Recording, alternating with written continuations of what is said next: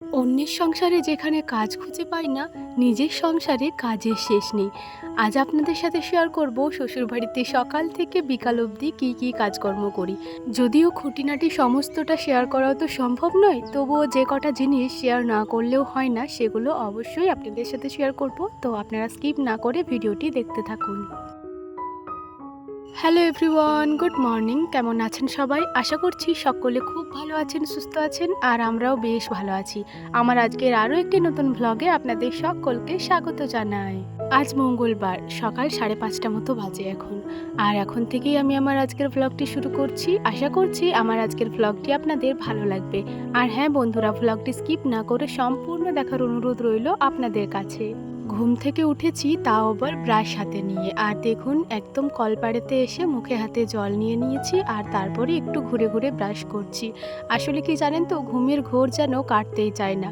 কয়েকটা দিন তো বেশ অনেকক্ষণ করেই ঘুমালাম। সত্যি বলতে যতই ঘুমায় না কেন, তত যেন আরোই বেশি ঘুম পাই। সেজন্য একটু কম ঘুমানোই ভালো আমার মনে হয়। সকাল সকাল উঠলে তবুও দেখেছি শরীরটা বেশ ভালো লাগে, তবে একটু বেলা করে উঠলে শরীরটা একদম ম্যাশম্যাশ করে। যাই হোক, এক পা ঘুরে নিলাম, আর তারপরে দেখুন ব্রাশটাও সেরে নিয়েছি। আর জানেন তো বন্ধুরা, ওদিকে উঁকি মেরে দেখলাম আমাদের ঝিঙে মাচাটায় বেশ বড় বড় কয়েকটা ঝিঙে হয়েছে। যাই হোক, ব্রাশটা সেরে ঘরের মধ্যে এলাম, আর তারপরে দেখুন মুখ হাত ভালো করে মুছে নিচ্ছি। ওই যে বুনুর বাড়ি থেকে এসেছিলাম, তখন চুল আঁচড়েছিলাম বিকালবেলা, আর চুল আঁচড়ানোই হয়নি। আর চুলটার অবস্থাটা দেখছেন, প্রায় 4-5 দিন মতো শ্যাম্পু করা হয়নি, অবশ্য তেলও নেওয়া হয়নি। সেজন্যই চুলটা যেন খড়কুটো হয়ে গেছে। আমাদের দালান বাড়ি থেকে মাটির বাড়ির দূরত্বটা বেশ অনেকটাই, সেই জন্যই না চুল টুল না আঁচড়ালে খুবই খারাপ দেখায়, কারণ রাস্তাঘাটে অনেক লোকজন থাকে। ঘরের মধ্যে থাকলে না আঁচড়ালেও চলে, তো সেজন্যই সামনে সামনে একটু আঁচড়ে নিলাম, যাতে সেভাবে খারাপ না লাগে। আর জানেন তো বন্ধুরা, বুনির বাড়িতে না লাল সিঁদুর পরছিলাম, একদম ভালো লাগছিল না। আজকে আমার খয়েরি সিঁদুরটা পরলাম। কুটুম বাড়ি গেলে তো একটু বড় কানের পরতে হয়, তবে ঘরেতে আমি এই ছোট ছোট কানেরগুলি পরে থাকি। এগুলি আমার মা আমাকে গড়িয়ে দিয়েছিল ঘরেতে পরার জন্য। তবে কুটুমবাড়ি গেলে এগুলো আর পরে যাওয়া হয় না, তো কয়দিন এমনি কানেরই পরছিলাম, আর বড় যে সোনার কানেরগুলো ছিল ওগুলো পরে গেছিলাম। তো এখন এসে পরে ওগুলো খুলে এগুলো পরে নেব। সত্যি বলতে এগুলোতেই আমি সবচাইতে বেশি কমফোর্টেবল। অন্য কিছু পরলে প্রচণ্ড বিরক্তি লাগে, তবে কি আর করব, কোথাও গেলে এলে না পরলেও চলে না। তো আজকে দেখুন এই কানেরগুলো পরে নিয়েছি, এরপর বেশ শান্তি লাগছে আমার। আর তারপরে দেখুন, আগের দিন রাত্রেবেলা তো মিজরি ভিজিয়ে রেখেছিলাম, তো ওই মিজরিটাই এখন খেয়ে নিচ্ছি। কয়েকটা পিঁপড়ে ছিল দেখলাম ওপরে ওপরে, ওগুলো সমস্তটাই ফেলে দিলাম, আর তারপরে মিষ্টির শরবতটা খেয়ে নিলাম। বাইরে দেখছি হালকা হালকা রোদ উঠেছে, মনে হয় আজকে আর সেরকম বৃষ্টি হবে না। শরবতটা খাওয়ার পরে মাটির বাড়ি গেছিলাম, ওই বাড়িতে গিয়ে চা করাটা সারলাম, আর সবার চা মুড়ি খাওয়া হলো। তারপরে বাসনপত্র ধুয়ে আর এই বাড়িতে এসে ঘর দুয়ার ঝাঁটও দিয়ে নিয়েছি, এমনকি বিছানাটাও ভালো করে গুছিয়ে নিয়েছি। আর তারপর দেখুন এক বালতি জল নিয়ে চলে এসেছি, এখন ঘরটিকে মুছে নেব। আপনাদেরকে প্রথমেই বললাম যে খুঁটিনাটি সমস্ত কাজটা শেয়ার করতে গেলে ভিডিওটা অনেকটাই বড় হয়ে যাবে। সেজন্যই টুকিটাকি কাজ যেগুলো মানে রেগুলার করতেই হয়, সেগুলো একটু একটু বাদ দিয়ে দিয়ে আবার কিছু কিছু যেগুলো না শেয়ার করলেই হয় না, সেগুলোই আপনাদের সাথে শেয়ার করছি। অবশ্য যারা গৃহস্থ ফ্যামিলি থেকে বিলং করেন তারা তো জানবেনই যে একটা গৃহস্থ ফ্যামিলিতে কত ধরনের কাজ থাকে। আর তার উপরে আবার আমাদের দুই ধারে দুটো বাড়ি থাকায় কাজের পরিমাণটা একটু বেশি। সত্যি বলতে হাঁটাচলা করতে করতেই যেন পায়ে হাতে ব্যথা ধরে যায়। তবুও কি করা যাবে, কাজকর্ম তো সারতে হবে, তাই না? তবে আমার যেহেতু দুটো শাশুড়ি রয়েছে, সেই জন্য আমাকে সমস্তটা করতে হয় এটাও বলবো না। তবে হ্যাঁ, আমার খুঁটিনাটি কাজগুলো সেগুলো আমাকেই করতে হয়, আর সেটা করাটা আমারই উচিত।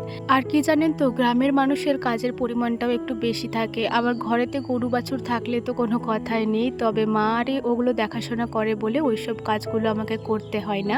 ওই বাড়িটা আজকে মাই মুছে দিয়েছে, তো আমার রুমটা মোছার পরে বস্তাটি পেতে দিয়ে এই যে পর্দাটিও নামিয়ে নিলাম। ঘরটা মোছার পরে বাইরে হাত পা ধুতে এসে দেখি আমার হাজবেন্ড আর শ্বশুরমশাই মিলে কিন্তু ওদের গাড়ি দুটিকে ধুয়ে নিচ্ছেন। আজকে যেহেতু বিশ্বকর্মা পুজো, তো গাড়িগুলোরও পুজো হবে, সেজন্য একটু ভালো করে পরিষ্কার করে নিচ্ছে। এমনিতেই দেখতে পাচ্ছেন সবাই কিন্তু গাড়ি পরিষ্কার করছে, ওই যে দূরে একজন ট্রাক্টর পরিষ্কার করছে। আজকে যেহেতু বিশ্বকর্মা পুজো, সবার বাড়িতে গাড়ি সাইকেল যাই আছে না কেন সব কিন্তু চকচক করবে। তো দেখুন পাইপটা লাগিয়ে পরেই ধুয়ে নিচ্ছে, নয়তো বালতি করে জল বয়ে বয়ে ধুতে গেলে অনেকটাই সময় লেগে যাবে। তো ওরা ধুয়ে নিক, ততক্ষণ আমার তো আবার আরও অনেক কাজ আছে, চলুন ওইগুলো কমপ্লিট করে নিই। যদিও ননদের বাড়ি যখন গেছিলাম সেরকম জামা কাপড় নিয়ে যাইনি, আর কাচা ধোয়াও সেরকম করতে হবে এমনটা নয়। তবে তার মধ্যেও আবার কিছু কিছু রয়ে গেছে যেগুলো একটু কাচা ধোয়া করতে হবে, তো সেই সমস্ত জামা কাপড়গুলোই বের করে দিলাম, ওগুলোই এখন কাচা ধোয়া করে নেব। আর বাড়িতে সার্ফের গুঁড়ি শেষ হয়ে গেছিলো, সেজন্য দোকান থেকে মা এই যে 1 প্যাকেট এনে দিল 10 টাকা দামে প্যাকেটের। তো এই সাবান গুঁড়িটা দিয়েই এখন জামা কাপড়গুলো ভালো করে এক এক করে মাখিয়ে নেব। আর জামা কাপড়গুলো সার্ফের জলে ভেজানোর সময় আমি কিন্তু সুব্রতর প্রত্যেকটা জামাই একটু ভালো করে ঘষে নিই। এই যে কলারগুলো, হাতাগুলো, সেটা গেঞ্জি হোক কিংবা জামা, তাহলে কি বলুন তো কাচার সময় ততটা বেশি কষ্ট করতে হয় না। আজকে আমাদের বাড়িতে যে এক্সট্রা বালতিগুলো থাকে ওগুলো সমস্তটা একটু জোড়া রয়েছে, কারণ একটা বালতি তো স্নানের কাছে আছে, আর তারপরে আরও যে দুটো ছিল ওগুলো সমস্তটাই আর কি বাবা আরে মাঠ নিয়ে গেছে। আজকে মাঠে হয়তো মাল ছড়ানো হবে, সেজন্য আর কি ওই বালতিগুলো নিয়ে গেছে। তো সে কারণে আর কি একটা বালতির মধ্যেই মাখিয়ে নিচ্ছি, আর তারপরে নিকড়ে নিকড়ে ওপরে তুলে রাখছিলাম। আর এই যে সমস্তটাই ভেজানো হয়ে গেছে, এরপর বালতির মধ্যে কিছুক্ষণ রেখে দেব। এখন কিন্তু এগুলো কাঁচা ধোয়া করবো না, কারণ এখন আমার অনেক কাজ আছে, কাঁচা ধোয়া করতে গেলে আবার স্নান করতে হবে। তো এই যে জামা কাপড়ের বালতিটা এখানে রেখে দিলাম, ওটা ততক্ষণ একটু ভালো করে ভিজে যাক। আর তারপরে না আমাদের দুজনের জুতো জোড়াও একটু ভালো করে পরিষ্কার করে সিঁড়িতে শুকোতে দিয়ে দিয়েছি। রেগুলার দিনের সবজিগুলো আমার ঠাকুমা শাশুড়ি কেটে থাকেন, তবে কি জানেন তো আজকে সবজিগুলো আমি কাটছি।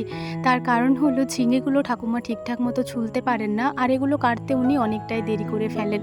আর ভালোভাবে ঝিঙেটা না ছুললে না সেভাবে সেদ্ধও হয় না, কেমন যেন একটা খচখচ করে। তো আমার হাজব্যান্ড একদমই খেতে চায় না সেটা, সেজন্যই বললাম আজকে আমি কেটে দিচ্ছি। তো এই যে আমি ভালো করে ছুলে নিয়ে কেটে দিচ্ছি।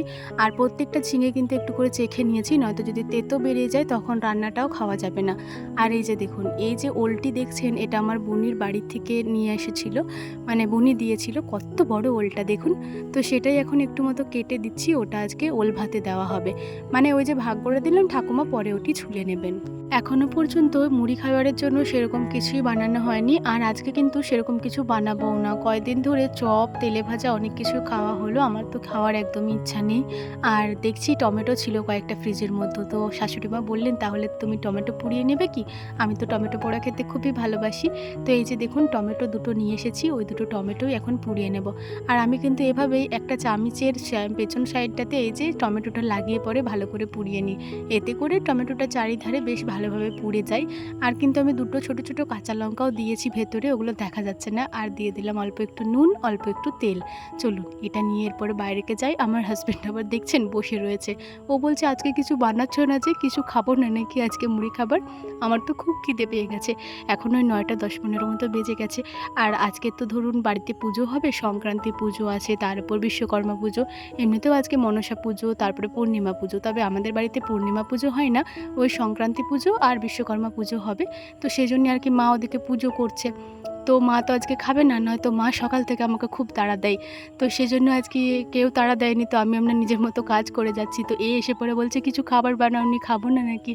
তো যাই হোক, ও বললো বলে তখন এই যে টমেটো পুড়িয়ে নিলাম, আর তারপরে দুজন মিলে খাওয়া দাওয়াটা সেরে নিচ্ছি। খাওয়া দাওয়ার পরে বাসনপত্র তো সেরকম ছিল না, 2 জন মাত্র খেলাম, আর এই পাশে কাকিমা খাচ্ছিল, 3 জন খেলাম। আর ওই যে কেটলিটা ছিল, তো ওগুলো সমস্তটাই ধুয়ে মেজে ওই বাড়িতে রেখে এলাম। আর তারপরে দেখুন যে কটা জামা কাপড় ভিজিয়েছিলাম ওগুলো এখন কাচা ধোয়া করে নেব, কারণ এরপর আমাকে স্নান করতে হবে, অনেকটাই দেরি হয়ে গেছে। আর জানেন তো বন্ধুরা, এর আগে কিন্তু আমি ঠাকুমার জন্য আবার অল্প কটা আলু ভাজা করে দিয়েছি। আজকে যেহেতু পূর্ণিমা পুজো, ঠাকুমা সারাদিন আর কি মুড়ি খেয়ে থাকবেন, তো সেই জন্য আর কি ঠাকুমার জন্য কয়েকটা আলু ভাজা কেটে দিয়েছি। ওটা আর আপনাদের সাথে শেয়ার করলাম না, কারণ এত কিছু শেয়ার করতে গেলে অনেকটাই দেরি হয়ে যাবে, আপনাদেরকে তো বলেছি। আর তারপর আমার জামা কাপড় কাচার তাড়া ছিল, সেজন্য আর কি ওটা তাড়াতাড়ি করেই ভেজে দিয়েছি, কারণ আমি যদি জামা কাপড় কেচে স্নান করে ওগুলো করতে চাই ততক্ষণকার ঠাকুমা স্নান হয়ে যাবে, ঠাকুমা কি বসে থাকবেন? সেজন্য আর কি আমি ওগুলো ভেজে দিলাম, তাহলে ঠাকুমা খাবার দাবার খেতে পাবেন। তো এই যে জামা কাপড়গুলো কেচে নিচ্ছি, আর দেখছি এই গেঞ্জিটার মধ্যে কি যেন লেগে গেছে। আসলে ওই যে সবুজ ওড়নাটা সমেত মাখিয়েছিলাম না, ওই ওড়নারই কালারটা মনে হয় লেগে গেছে। তবে এটা আর ছাড়ছে না, জানেন কি বাজে লাগছে দেখুন। আমি তো দেখে খুবই ঘাবড়ে গেছিলাম, ভাবলাম এত শ্যাওলা কোথা থেকে লাগলো। তবে দেখছি না, ওটা কালারটাই বটে। একবার সার্ফ গুঁড়ি দিয়ে ভালো করে কেচে নিলাম, তাও ছাড়ালো না। এমনকি ওই যে জামা কাপড় কাচা সাবানটা আছে, ওটা দিয়েও একবার ভালো করে ঘষে নিলাম, তার সত্ত্বেও ছাড়াতে পারলাম না, জানেন। ওটা হয়তো কাচতে কাচতে ছেড়ে যাবে। তো যাই হোক, সমস্ত জামা কাপড়গুলো কাচে নিলাম, আর তারপরে ভালো করে ধুয়ে এই যে ছাদের উপরে চলে এসেছি।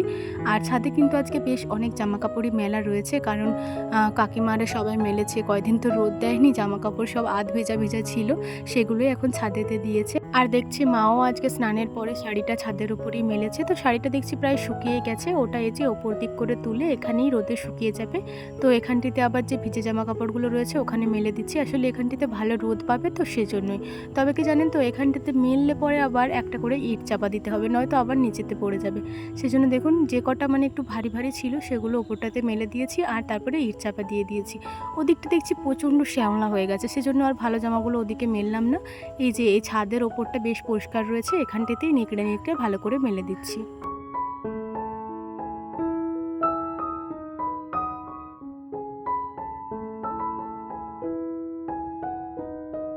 এই যে মেলা হয়ে গেছে, বালতির মধ্যে যে জলটা ছিল ওটা ওই নিচের দিক করে ফেলে দিলাম। এরপর চলুন স্নানে যাব।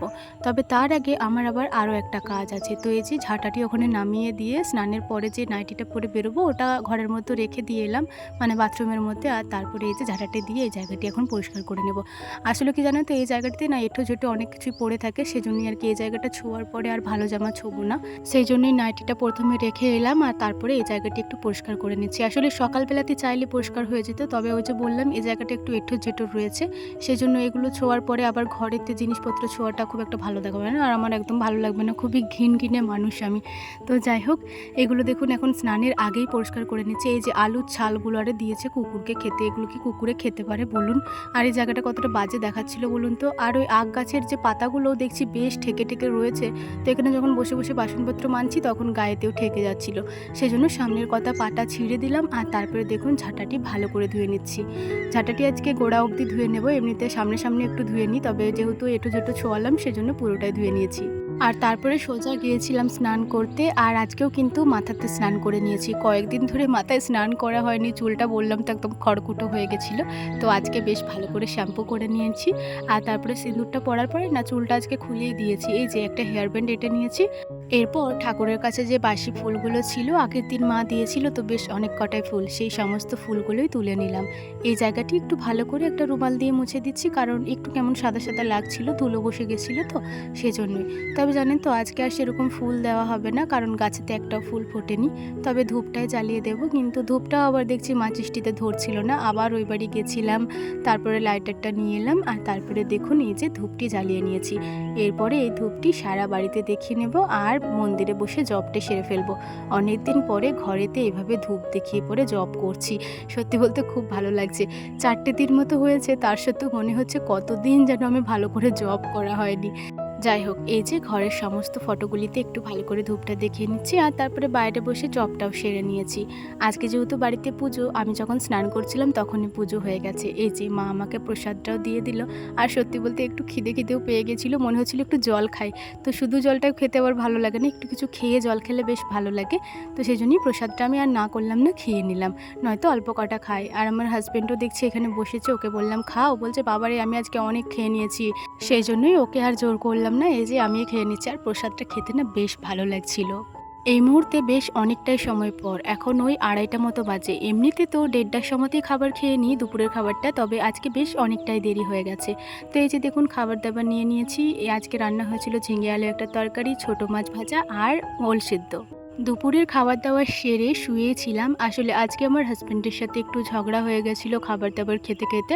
আমি তো ওল ভাতে খাই না, তো ও বলছে না খেতে হবে, তো ওই নিয়ে একটু চেঁচামেচি হয়ে গেছিলো, তো আমাকে বকা দিয়েছিল। সেজন্য জানেনই তো আমি এবার একটু বকাতেই না খুব কান্না করি, তো সেজন্যই আর কি ওই নিয়ে একটু ঝগড়া হয়ে গেছিলো। তো বিকালবেলা আবার দেখছি আমার জন্য ফুচকা এনেছে, বাবা রে, আমি তো দেখে অবাক সত্যি বলতে। আমি বলছিলাম কেন এনেছো এগুলো, আমি তো খাবো না। তো যাই হোক এনেছে, আর লোভ সামলাতে পারলাম না, তো আমি খেয়ে নিলাম, রাগটাও ভাঙিয়ে নিলাম। আজকের ভিডিওটা এই পর্যন্তই। ভালো লাগলে লাইক কমেন্ট করবেন। সবাই ভালো থাকবেন, সুস্থ থাকবেন, আবারও দেখা হবে।